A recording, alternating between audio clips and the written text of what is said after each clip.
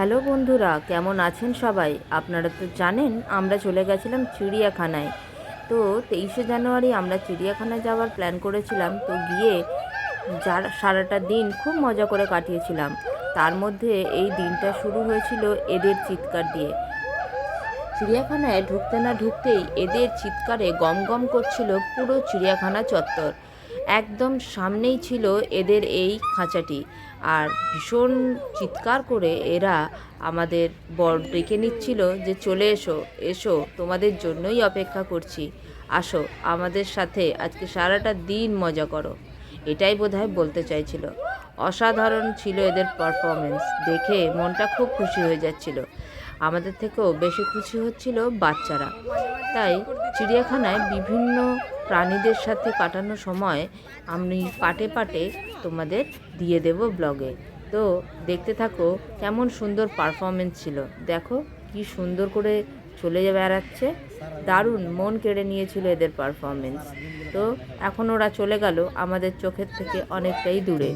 তো চলো এখন আমরা ঘুরে দেখি বাকি জায়গাগুলো। তো ওদের ওখান থেকে একটু এগোতেই আমাদের চোখে পড়ল বাঘ, অর্থাৎ যেখানে বাঘগুলোকে রাখা হয়েছে। তো চলো এখন আমরা দেখে নেব বাঘের খাঁচা। তো আমরা প্রথমে ভেবেছিলাম যেহেতু শীতকাল এবং প্রাণীগুলো সব জড়সড় হয়ে শুয়ে থাকে, এর আগেও আমরা অনেকবার চিড়িয়াখানায় এসেছি যখন আমরা দেখেছি প্রাণীগুলো প্রায়ই শুয়ে বিশ্রাম নিচ্ছিল, তাদের পারফরমেন্স তেমন চোখে পড়েনি। কিন্তু আজকে সেটা আমাদের দেখে মন ভরে গেল যে প্রত্যেক বছরের থেকে কিন্তু এবছরটা একটু আলাদা, একটু সুন্দর করে আমরা দেখতে পেলাম প্রাণীদের। ওই দেখো বাঘ মামা ঘুরে বেড়াচ্ছে, দেখতে পাচ্ছ? এই নাও একটু জুম করলাম, এইবার দেখে নাও।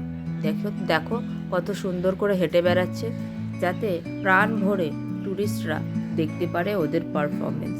আসলে কুয়াশা ভেঙে রোদ্দুরটা সবে বেরিয়েছে, আর ওরাও রাতের ঘুম দিয়ে সকালবেলা উঠে একটু চলাফেরা করে এক্সারসাইজ করে নিচ্ছে। ভীষণ সুন্দর লাগছিল দেখতে দূর থেকে।